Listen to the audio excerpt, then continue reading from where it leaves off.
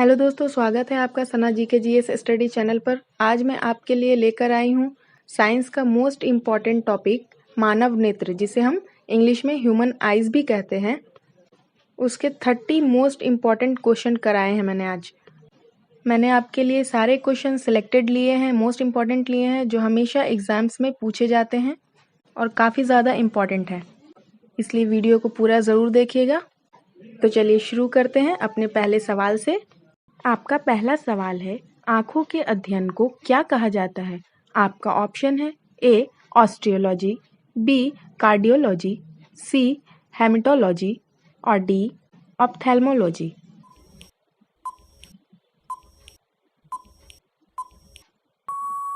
आपका सही जवाब होगा ऑप्शन डी ऑप्थेल्मोलॉजी। आपका दूसरा सवाल है, आंखों की ऐसी बीमारी जिससे आंसू सूख जाते हैं। आपका ऑप्शन है ए मायोपिया, बी हाइपरमेट्रोपिया, सी जीरोप्थेल्मिया और डी इनमें से कोई नहीं।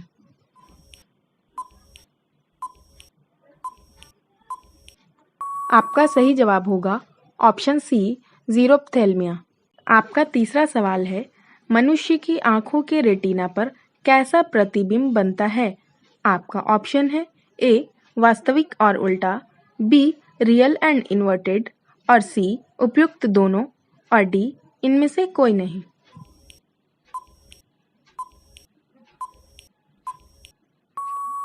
आपका सही जवाब होगा ऑप्शन सी उपयुक्त दोनों, क्योंकि वास्तविक और उल्टा को ही रियल एंड इन्वर्टेड कहते हैं। तो एग्जाम में ये दोनों ऑप्शन इंग्लिश और हिंदी दोनों में देगा, तो कंफ्यूज मत होना, दोनों ही सेम चीज़ है। तो इसका ऑप्शन हो जाएगा सी। बढ़ते हैं अपने अगले सवाल की तरफ। आपका चौथा सवाल है, मनुष्य के आंखों में कौन सा लेंस पाया जाता है? आपका ऑप्शन है ए उत्तल लेंस, बी अवतल लेंस, सी उपयुक्त दोनों और डी इनमें से कोई नहीं।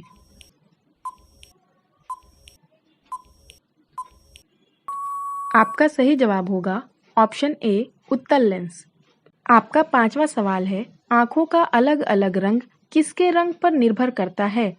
आपका ऑप्शन है ए आइरिस, बी कॉर्निया, सी पुतली और डी इनमें से कोई नहीं।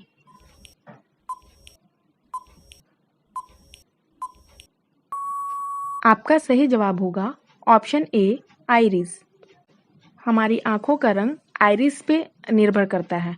ये क्वेश्चन भी बहुत ही इंपॉर्टेंट है, इसे भी याद कर लेना। आपका छठा सवाल है, मनुष्य की आंख अधिकतम कितने डिग्री देख सकती है? आपका ऑप्शन है ए 150 डिग्री, बी 100 डिग्री, सी 90 डिग्री और डी 130 डिग्री।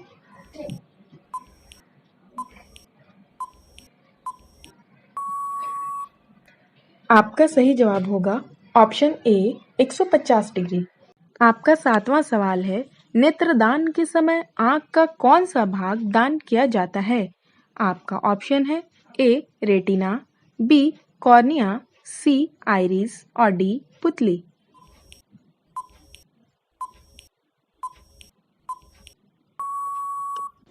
आपका सही जवाब होगा ऑप्शन बी कॉर्निया। कॉर्निया को ही दान किया जाता है नेत्रदान के समय। आपका आठवां सवाल है, पुतली का आकार रोशनी के हिसाब से कौन निर्धारित करता है? आपका ऑप्शन है ए कॉर्निया, बी आइरिस, सी रेटिना और डी इनमें से कोई नहीं।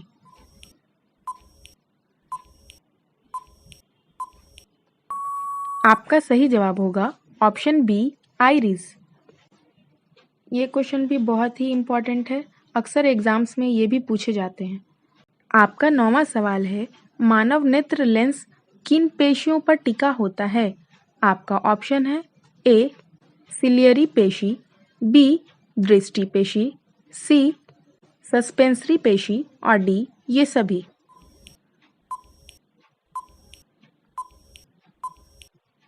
आपका सही जवाब होगा ऑप्शन ए सिलियरी पेशी, जिसे सिलियरी मसल्स भी कहते हैं। आपका 10वां सवाल है, कॉर्निया और लेंस के बीच वाले भाग में एक द्रव्य होता है, इसे क्या कहा जाता है? आपका ऑप्शन है ए कांचाभ्य द्रव्य, बी दृष्टि द्रव्य, सी नेत्रोद या जलीय द्रव्य और डी कोई भी नहीं।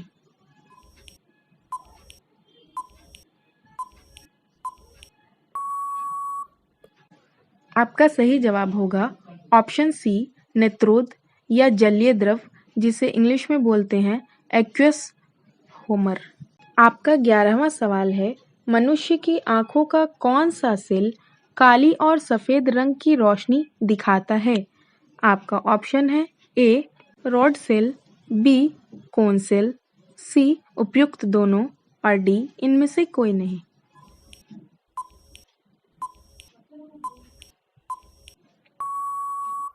आपका सही जवाब होगा ऑप्शन ए रोड सेल।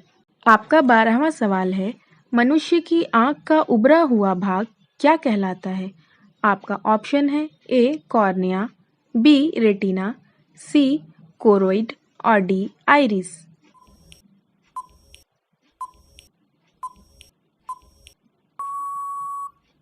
आपका सही जवाब होगा ऑप्शन ए कॉर्निया। आपका 13वां सवाल है, मनुष्य की आंख कितने मेगापिक्सल की होती है?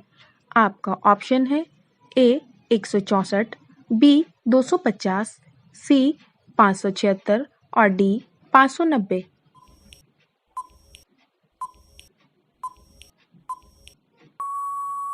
आपका सही जवाब होगा ऑप्शन सी 576।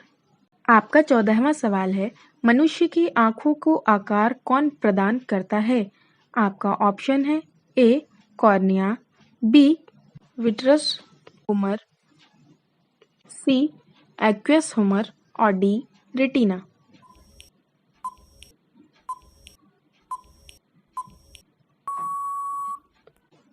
आपका सही जवाब होगा ऑप्शन बी विट्रस हुमर। आपका 15वां सवाल है, मनुष्य की आंख का सबसे बाहरी भाग क्या कहलाता है? आपका ऑप्शन है ए स्क्लेरा, बी क्रोइड, सी रेटिना और डी इनमें से कोई नहीं।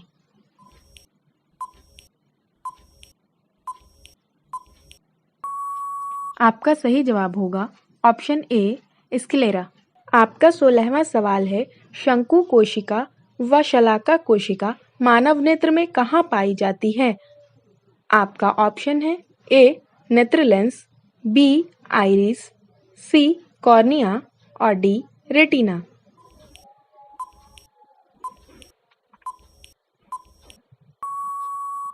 आपका सही जवाब होगा ऑप्शन डी रेटिना। आपका 17वां सवाल है, एक्वस ह्यूमर का मुख्य कार्य क्या होता है? आपका ऑप्शन है ए प्रतिबिंब बनाना, बी रंग प्रदान करना, सी आंसू बनाना और डी इनमें से कोई नहीं।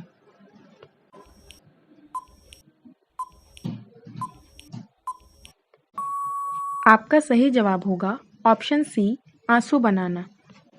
एक्वस ह्यूमर का मुख्य कार्य क्या है? आंसू बनाना, ये आंसू बनाता है। आपका 18वां सवाल है, आंखों में आने वाले बैक्टीरिया को किसके द्वारा नष्ट किया जाता है? आपका ऑप्शन है ए लिसोजाइम एंजाइम, बी सियालिक अम्ल, सी हाइड्रोक्लोरिन अम्ल और डी ये सभी।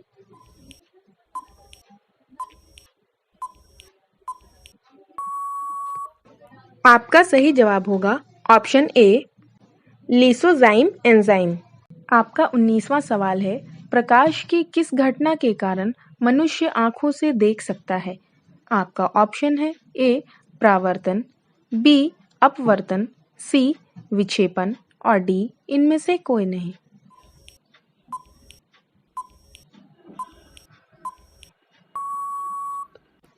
आपका सही जवाब होगा ऑप्शन ए परावर्तन।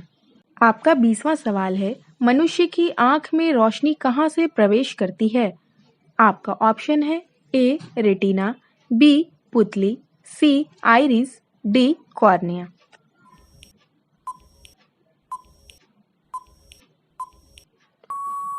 आपका सही जवाब होगा ऑप्शन डी कॉर्निया। मनुष्य की आंखों में कॉर्निया से रोशनी प्रवेश करती है। बढ़ते हैं अपने अगले सवाल की तरफ। आपका 21वां सवाल है, मधुमक्खी में कितनी आंखें होती हैं?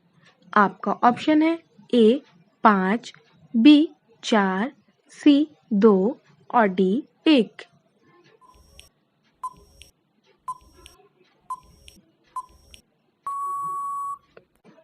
आपका सही जवाब होगा ऑप्शन ए, 5 आँखें होती हैं।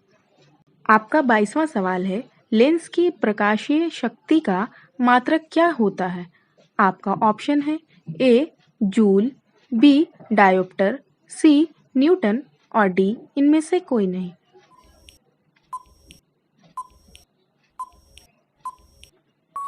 आपका सही जवाब होगा ऑप्शन बी, डायोप्टर। आपका 23वां सवाल है, बॉक्स जेलीफिश के पास कितने आँख होते हैं? आपका ऑप्शन है ए, 10, बी, 15, सी, 24 और डी, 2।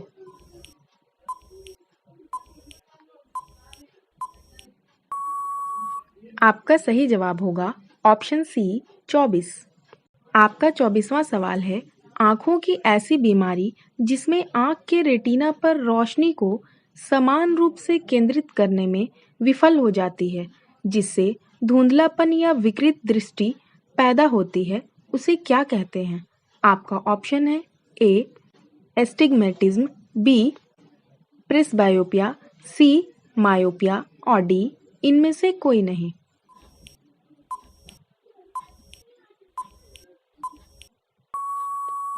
आपका सही जवाब होगा ऑप्शन ए, एस्टिग्मेटिज्म।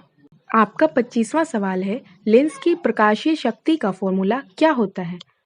आपका ऑप्शन है A, P = 1/f, B, P = f, C, P = 1/2f और डी, इनमें से कोई नहीं।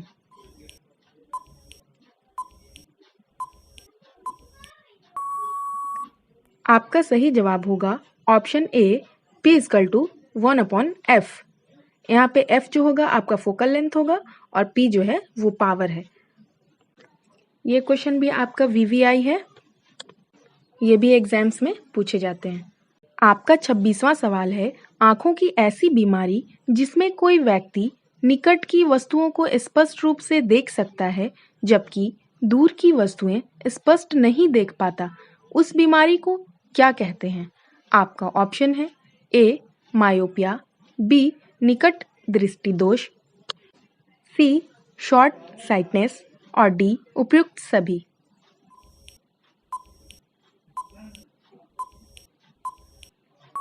आपका सही जवाब होगा ऑप्शन सी, उपयुक्त सभी।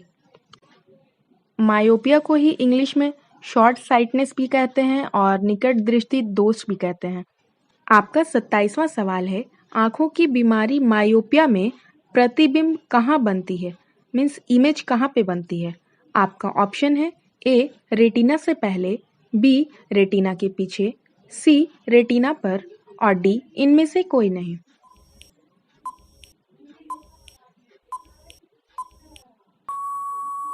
आपका सही जवाब होगा ऑप्शन ए, रेटिना से पहले। इस बीमारी में इमेज जो है वो रेटिना से पहले ही बन जाती है, जबकि नॉर्मल आइज में रेटिना पर बनती है। आपका 28वां सवाल है, आँखों की ऐसी बीमारी जिसमें कोई व्यक्ति दूर की वस्तुओं को स्पष्ट रूप से देख सकता है जबकि पास की वस्तुएं स्पष्ट नहीं देख पाता, ऐसी बीमारी को क्या कहते हैं? आपका ऑप्शन है ए, हाइपरमेट्रोपिया, बी, दूरदृष्टि दोष, सी, लॉन्ग साइटनेस और डी, उपयुक्त सभी।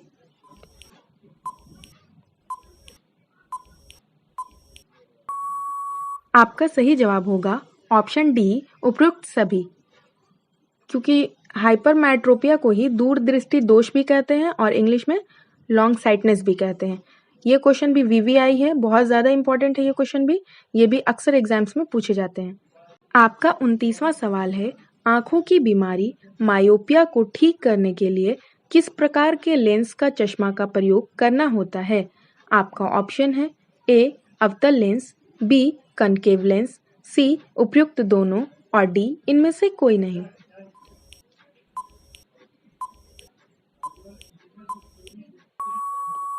आपका सही जवाब होगा ऑप्शन सी, उपयुक्त दोनों, क्योंकि कनकेव लेंस को ही हिंदी में अवतल लेंस कहते हैं। आपका 30वां सवाल है, आँखों की ऐसी बीमारी जिसमें आँख के रेटिना पर रोशनी को समान रूप से केंद्रित करने में विफल हो जाती है, जिससे धुंधलापन या विकृत दृष्टि पैदा होती है, उसे क्या कहते हैं? आपका ऑप्शन है ए एस्टिग्मेटिज्म, बी प्रेसबायोपिया, सी मायोपिया और डी इनमें से कोई नहीं।